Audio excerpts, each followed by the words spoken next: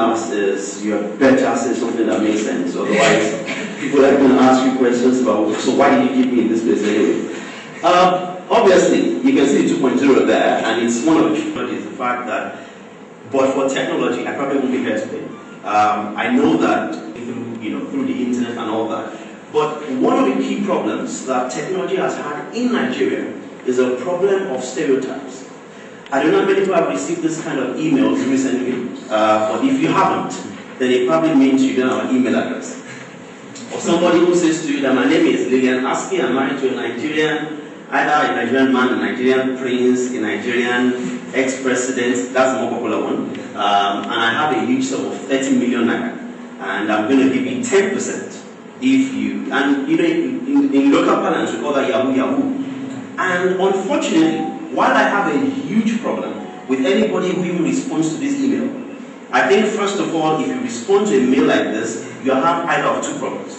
One, you're either extremely greedy, or secondly, you're unwise, like the last presentation we just had. But unfortunately, this act has done a lot of harm to Nigeria, such that as an average young person, and this has happened to me as a person, I go to a meeting where I'm supposed to be one of the lead speakers, and the person speaking before me speaks about young Nigerians as, speaking of stereotypes, speaks about them as, people who are like criminals, who are almost all involved in, criminal activities online and all that. And unfortunately, people don't take us seriously. Globally, Nigeria is not one of the most respected countries, but that is not the stereotype I want to speak about today. The other stereotype is the fact that we have turned on ourselves such that we almost become, cynical of anything good. We had a presentation from, Zipa earlier, where it was saying that they actually did something interesting, and people were saying, can this be Nigerian? Because if it's Nigerian, there's a catch to it. Unfortunately, one of the biggest reasons we have, because it's a former night out, because reality is there are people who do these things. There are people who do these things. But unfortunately, there's a lot of exaggeration. Just at yesterday's TED in Lagos, I was discussing with them and saying that actually cybercrime is not as profitable as the media makes it to be. If it was, these guys won't spend hours on end just trying to find their first victim. The problem is that there is a peer pressure, there is an impression that this thing works. So a lot of these young men actually believe that somebody who was your roommate last semester and then returns to school with a car, you're going to be like, okay, now, what did this guy do right? Unfortunately, that has given room to a lot of stereotypes, but not on only one end. Not on only how we're perceived. Right now, if you try to buy anything online as a Nigerian, you probably won't be able to do it. First of all, nobody will ship to Nigeria. Not many people will ship to Nigeria. Secondly, if you try to pay, for example, with maybe PayPal, you will see, and that's the one I find funniest and annoying. You see Nigeria, and after Nigeria, you should see Nigeria, right? Then they skip Nigeria and go to the next country. And I think that's very unfair. But then it's not. The problem is there's a global disinterest. People are not even interested. The first thing that happens, I've had emails that I've sent to people with. I serve on the Union Committee for Youth and ICTs, and these are things that are supposed to be of importance to their own country, and because it's being sent by somebody whose signature says Nigeria, they delete. And at times I get a feedback to say, deleted before it's been read. That's how, if you use Outlook, you can get that.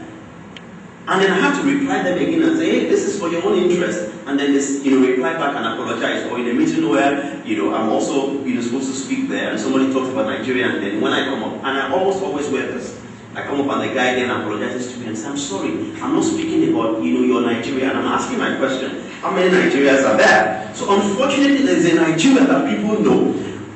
To make matters worse, there's also no local support. So an average young Nigerian almost automatically has 1,000,001 excuses to give. First of all, you could blame your parents for not being rich enough. I don't know if you heard the joke of what happened during the banking crisis, where some kids went to their dads. Everybody, the names of the people who defaulted on loans were published, and people borrowed billions of billions of billions, and they were being disgraced. And somebody went to his dad and said, Daddy, where were you when all your mates were busy collecting all those loans?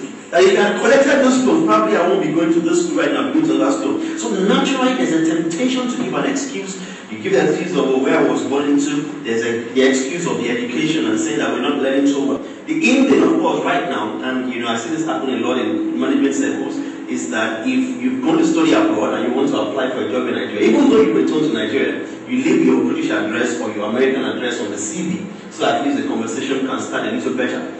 Where the stereotype is extremely strong, there is something happening that many of us are not aware of. And we've seen a lot of, more often than not, once we open the door and step out, we step back again into the habit of stereotyping, assuming that nothing good can come out of Nigeria in terms of technology. I say this anytime I have a chance to say that, but for technology, I don't know any of my dreams that would have come true. I remember the first time I came in contact with a computer in the first place was when I was in secondary school.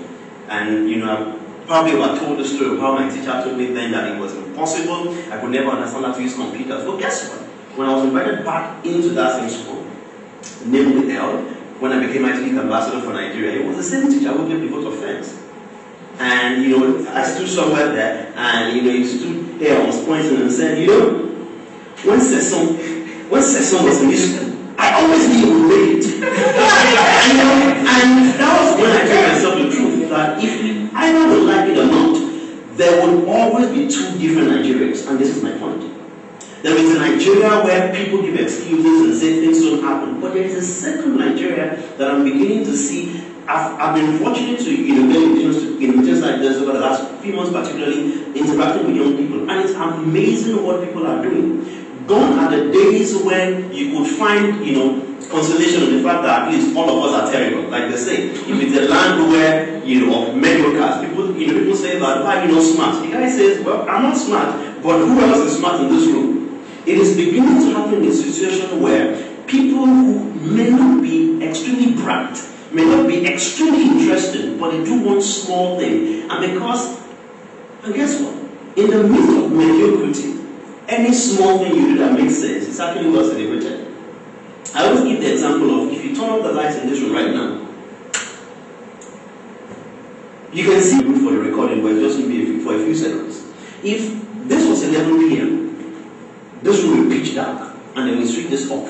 If you put on the backlight of your phone, you can use that to guide everybody out of this room. But small light is useless. And that's why I say to people that if you're in a country that you think, things are not working, people are not seeing us as well and all that, then try your small attempt. And that small attempt is magnified by the fact that people don't even expect anything from you in the first place.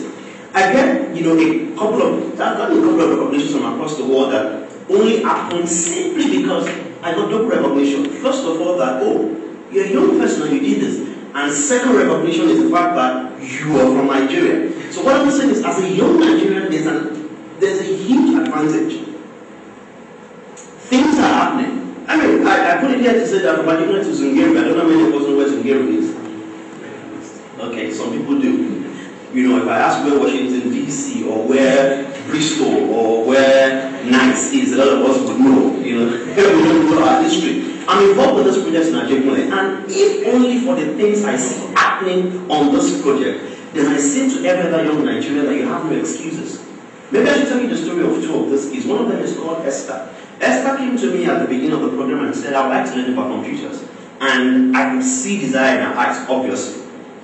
Now, if I show you the picture of what Esther looked like then and what she looks like now, it's enough to convince you. But no, forget the picture for a second. Now, this was a lady who was in a category of people that had been told by their parents that, well, I've paid for you to go through secondary school. Now, that's fine. Rest. Let me pay for your younger sister. And as far as she was concerned, she wanted something that could make a difference in her life. She went through the training, learned about ICT, started using Excel. Simple things. Went for an internship somewhere, and they were inspired and excited. Somebody in the office knew somebody at the MMA2 in Lagos that needed a personal assistant. Recommended her and said, this girl is good with Excel and all that. And as I speak to you today, Esther practically manages what many young professionals in Nigeria who already have for themselves a university degree would never see managed in their lives. Simply because she learned how to use that tool, and she believed, she didn't stick with the stereotype that, I grew up in Nigeria, I either become a footballer or a musician. The other story is of Famous. Famous came here to work. Famous is in the university right now. Famous went through the project, and it's a very simple exposure to technology. Went for an internship, heard about a job at the UKI Commission in Abuja here. And when he told us he was going to apply for it, even I was a bit concerned. Like, you know what? I know 10% of graduates get a job, 2 years after leaving school. So why, since you haven't been to the university yet, why don't you just wait a bit so that you won't disappoint yourself? But he applied for the job. Oh, I have good news for you. He got the job. Because there was a strong recommendation from the Lagos office. And while we were celebrating the fact that, oh, wow, he got a job, as far as Famous was concerned, what was exciting was the fact that diplomatic plate number on a jeep came to his house to pick him up, took him to the airport, put him in an airplane, to Abuja and then back and all that. And these are simple examples. But let me go a bit further and talk about, now we have a SEPA. Apart from that, we've got things like Jobberman, which he also had on his own slides. We've got, I was reading an analysis of Nigerian industry yesterday, done by somebody who runs webtrainsnigeria.com, that islands of sanity in Nigeria that can prove to us that things are happening. And I think it's rather unfortunate on both ends, either for an outsider who thinks that, oh, Nigeria is still the way it used to be, or even for us as young people to imagine that, okay, I have excuses, there's this happening and this, that happening, and forever access coming to the continent and things getting better. But I say to people that, yeah, we're talking about those pipes, this access and all that. It's that it flies with. If not even 1 terabyte, if a 1 terabyte pipe lands inside your laptop directly, and you don't have content for it, it's useless. The question is, what are we doing right now that can at least change the impression of the world about us? And it's not about caring so much about what the world thinks, but about providing so much value. And I'm sure you've heard this said many times over, that if what it does makes sense, the world will beat a path to his door. One of the few things I want to talk about, please, let's see the video now. I want to become beyond thinking right now. We're going to start working on this. And this is just a prototype to show you what's going to happen. And the idea is an innovation center where young people can have access to resources. Not just resources, not just the office space. Of course, it's going to take you in and you walk in and see a place where everything is well set. But apart from that, it's also a networking opportunity where people who have ideas can meet with people who can run with their ideas. Because it's not everybody that has ideas that can of course run with them. One of the biggest mistakes that we make as young people at times is that the CFO, the CIO, and the COO, and the CCO, whatever that means. But the idea is provide a space where people can network together. And if nothing else, in the second Nigeria I described, 10% of a big deal is better than 100% of a small empire. If we remember nothing else, remember this: it is time to collaborate yet compete. This was one of the things I wrote earlier in the year, and I said, competition, and somebody said, what are you talking about? And I said very simply, yes, we will compete. You will run web services, I will run web services, and we will compete against each other. But at the same time, I will collaborate with you such that when I have my small empire that is 100%, I'm the CEO with only one car. It's different from having 10 of us come together. Yes, I have 10%, but because we've come together, we build energy with what we do, we're able to know that even though what I have is 10%, it is a lot bigger than the 100% the other person has. So if there's anything else, the two sides of the divide. There's the other side of people outside looking at us and saying that, oh, if you're a young Nigerian, you're probably a criminal. If you say you're doing something, there must be something to it. And I honestly pity, and I can feel what a lot of young Nigerians who have startup companies go through. I don't know how many of you have walked into a bank to say you want to speak with someone in the bank and say, let's discuss a facility.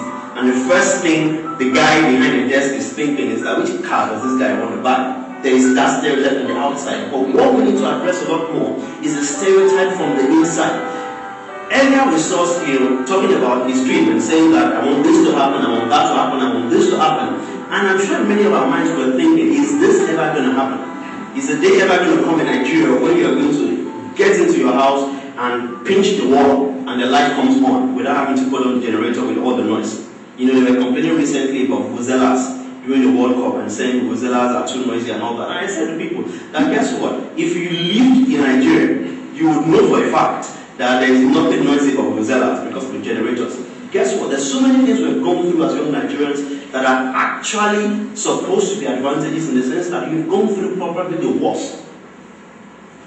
Yes, there is the external stereotype, but I think what we need to overcome a lot more is the internal stereotype, where many of us begin to give ourselves excuses. As far as I'm concerned, one of the biggest realizations you can come to as a young person is the fact that you are in the driver's seat, and if anything goes wrong, like we say, if you fail in the face of adversity, it's not because you were born into the wrong country.